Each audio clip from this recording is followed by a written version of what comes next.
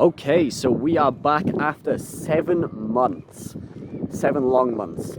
So the car has gone through some drastic changes since those 7 months. So, as you already know, I was already remapped with Stage 1R. Well, the car is now Stage 2R, along with some various mods that I've done. So basically today I'm just going to take you through some of the mods I've done and go from there. Okay, so for once I'm actually going to start with performance. So I used to have the ITG intake down here, but I recently swapped that for the ST V3 intake. The ITG did get a lot of cold air, but I was reading some of the posts on the forum, some of the graphs that were posted, and at along the 300 brake mark, the ITG seemed to struggle. So I thought, well, if I want to carry on like modifying it and stuff, I need to replace the intake and then go from there. Along with the ST V3 intake, I also have the Mpc Motorsport primary hose, in green of course, because the colour scheme for this car is indeed the molten orange and green. Alongside this, you'll probably notice that this is new. I've now got a PCV side oil catch can. Again, if I'm going to carry on modifying the car, I want to make sure it's performing the best it can, so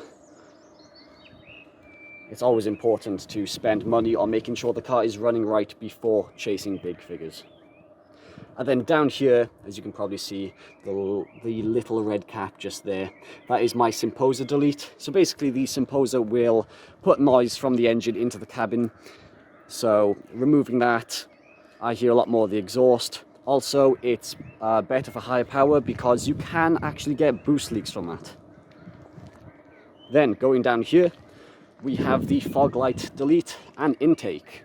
So this is actually functional. If I just go up here for you, you can see, if you can, just there, right there.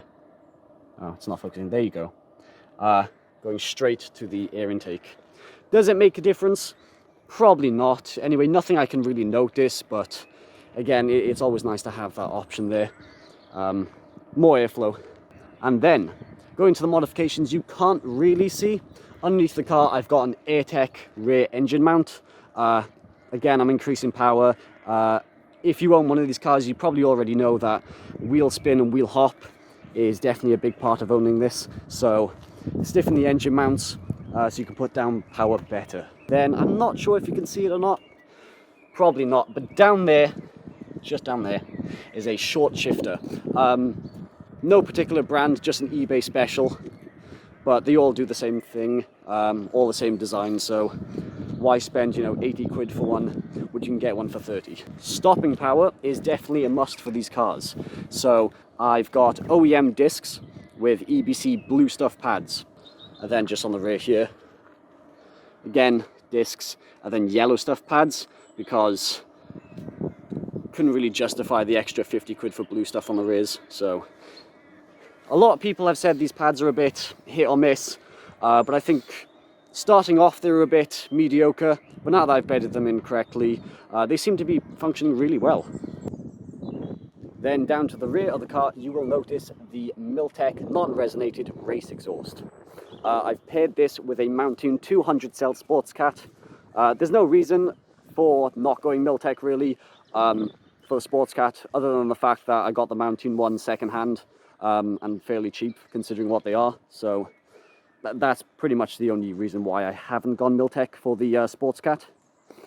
And then coming down to the front of the car, we have a nice Mpc Motorsport Intercooler.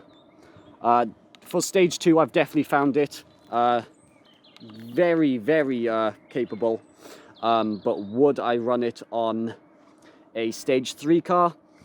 Maybe not, maybe for a little bit, but if I want to go ahead and turn this into a fully tracked car, I definitely wouldn't trust that on the track more than a few laps. Then for the Wastegate, I've gone for the TurboSmart dual port. This is the 5051, the mechanical one, not the electronic one, just because of reliability, once again. This gives a nice flutter. And then finally, for the actual map I'm running on the car, I'm running Pumaspeed's 2R. And I've got that with the cat-safe burble / crackle. So it gives a nice pop on like shifting gears. Then coming down to the rear of the car, moving from performance into more cosmetic, I've got rear spacers on, 20mm. So you can see how it sits there. Definitely sits a lot nicer than stock. And I'm basically preparing it so when I lower it, it sits really nice. And then going into cosmetic. So you can probably already see a few things, but let's start with the front of the car. You can see I have the 3D number plates on. I think they just look a bit different because I've also got the shortened plates on. So I think they suit the car a bit more. And then as you can see over here, I've got the TRC eyebrows with green pinstripe to match the engine bay and the green ST badge. Moving onto the side of the car, I've got the ST gel overlays from DMB Graphics, as well as blacked out sequential indicators for the mirrors.